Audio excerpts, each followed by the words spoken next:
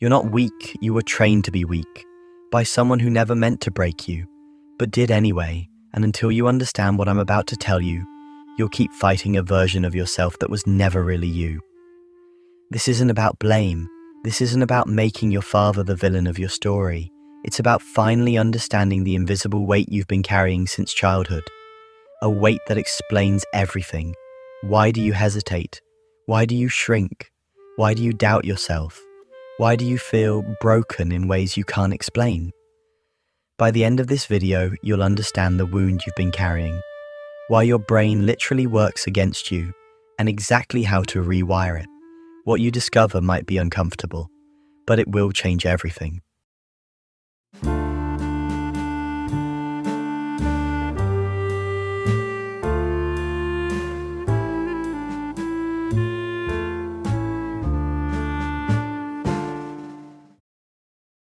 A father doesn't just raise a child, he raises their inner voice, the voice you hear when you doubt yourself, the voice you hear when you fail, the voice you hear when you're afraid to take your next step. For some people, that voice is supportive. For others, it's harsh. For many, it's completely absent. But for you, maybe it became a voice that makes you shrink instead of rise, a voice that makes you hesitate instead of act, a voice that repeats patterns you inherited without ever realizing it. And maybe you've asked yourself these questions 1,000 times. Why do I feel so unsure? Why do I crumble under pressure? Why do I avoid things that could actually make my life better? Here's what no one told you. It's not because you're weak by nature. It's because you were trained to breathe in a world built by someone else's fears. But that's not even the most important part. What I'm about to explain next is the key to everything. Think about how a child learns what strength actually means. Children don't read textbooks about confidence. They watch, they absorb, they mirror everything they see.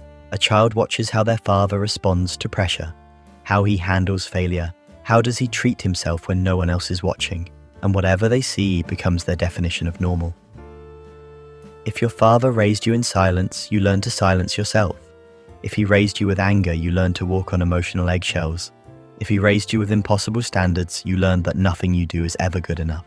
If he was absent, you learned to question your own worth before anyone else could. If he was unpredictable, you learned to overthink everything as a survival mechanism. If he wanted you to be strong by not feeling, you learned to confuse numbness with strength. If he had never apologized, you would have learned that admitting mistakes is dangerous. If he demanded perfection, you developed anxiety disguised as ambition. None of this makes him a bad person. It makes him human, but it also means you grew up defending yourself from things you should never have had to defend yourself from. And maybe that's exactly why you feel weak now. Not because you are weak, but because you grew up in survival mode. You were learning how to read his moods instead of learning how to understand your own. You were learning how not to upset him instead of learning how to express yourself freely. And here's where it gets interesting. Survival mode physically changes the brain. That's not poetry, that's neuroscience. Studies have shown that environments shaped by unpredictability or emotional distance affect the development of stress pathways, confidence, and decision-making. Your amygdala, the brain's fear center, becomes hyperactive. Your prefrontal cortex, responsible for rational thinking and emotional regulation, becomes underdeveloped in certain contexts. You might feel stuck today, not because you lack ability, but because your nervous system was trained from childhood to anticipate danger instead of possibility. Your brain learned to scan for threats before it learned to relax. And that scanning never stopped, even now, even when you're completely safe. Psychologists have a specific name for this pattern. They call it the father wound.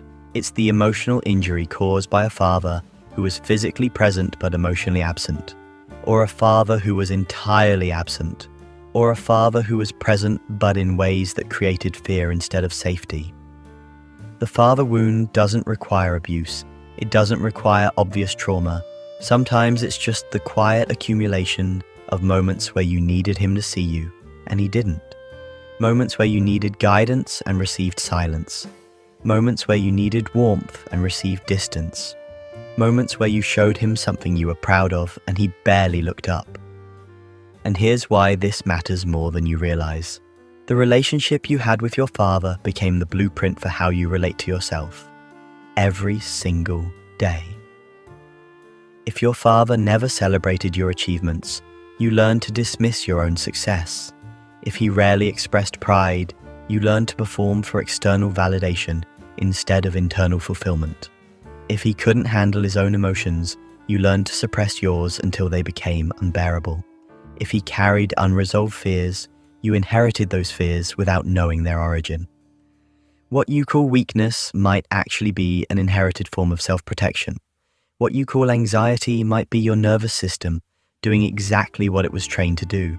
What you call failure might be patterns that were installed before you had any choice in the matter.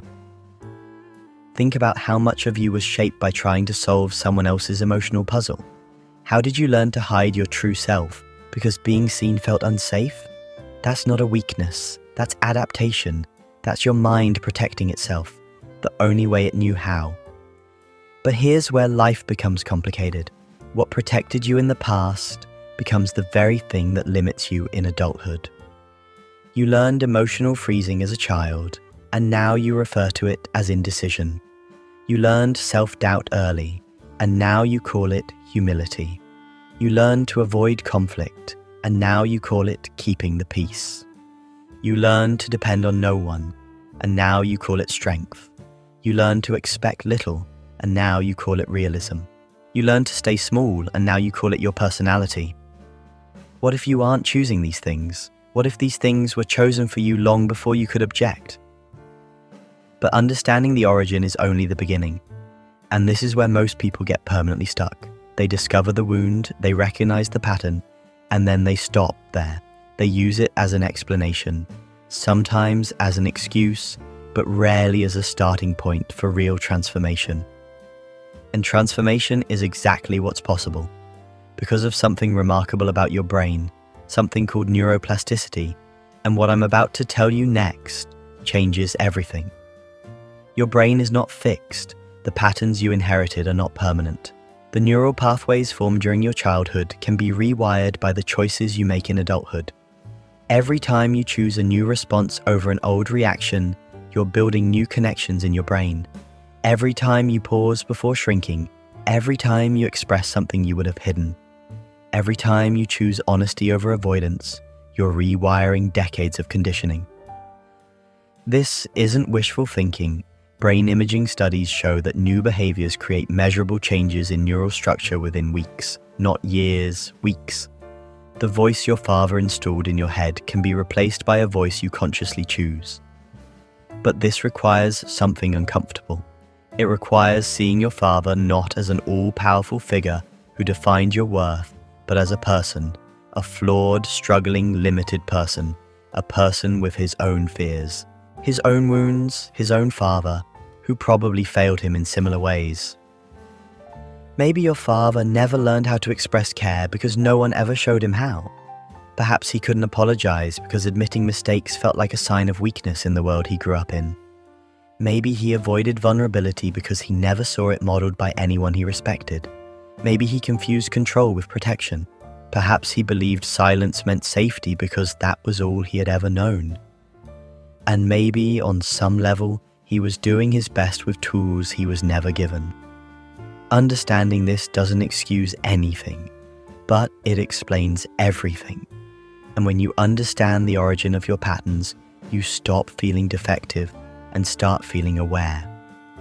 Awareness is the first form of freedom. Now I want you to think about something. Look at your life right now. Really look at it. Look at how tired you are. Look at how disconnected you feel from yourself. Look at how hard you fight battles no one else can see. Look at how you doubt every decision. Look at how uncomfortable you feel when someone genuinely praises you. Look at how guilty you feel when you rest. Look at how impossible it feels to say what you really mean. This isn't a weakness. This is emotional conditioning. This is the father wound expressing itself through every single area of your life. If any of this resonates with you, type aware in the comments. If you're watching from the United States, type US. From the Philippines, type PH. Canada, type CA. Kenya, type KE. I want to know where this message is reaching around the world. And here's what makes this urgent. Every day you spend carrying patterns that aren't yours is a day you're not living as your true self. Perhaps you've spent years trying to break these patterns without understanding their origins. Maybe you've read self-help books, watched countless videos, tried to simply think your way out of feelings that logic can't touch. However, nothing really changed because you were treating the symptoms while ignoring the root cause. The root is the wound, and healing the wound requires a completely different approach. It starts with permission. Permission you've been waiting your whole life to receive from someone else. Permission to stop performing strength and start building it authentically. Permission to feel without apologizing. Permission to need without shame. Permission to grow beyond the limitations of the man who raised you. And here's what no one told you. You don't need anyone else to grant that permission. You never did. You can give it to yourself. Right now, today. The moment you recognize that your patterns are learned, not permanent, something fundamental shifts inside you. You stop seeing yourself as fundamentally flawed and start seeing yourself as someone who adapted to survive impossible circumstances. And adaptation can be redirected. There comes a moment in every person's life when they realize the rules they've been following weren't rules they chose. They were rules inherited, rules like keep everything inside, handle everything yourself, don't burden anyone, stay quiet, stay predictable, don't disappoint, don't express too much, don't ask for help, don't show weakness. Look at what those rules cost you. They taught you how to endure, but not how to live. They taught you how to function, but not how to feel. They taught you how to survive your childhood, but surviving is not the same as growing. And this is where real courage comes into play. Questioning the rules you inherited will feel like betrayal, not because you're doing something wrong, but because your mind associates those rules with safety. They protected you once. They kept the peace. They kept you from conflict. They kept you from judgment. But you're not that child anymore, and the threats you prepared for no longer exist in the same way. Yet a part of you still lives as if they do, every single day. That's why you avoid difficult conversations. That's why you struggle to express emotion. That's why you feel nervous when someone asks what you really want. That's why you hesitate before speaking your mind.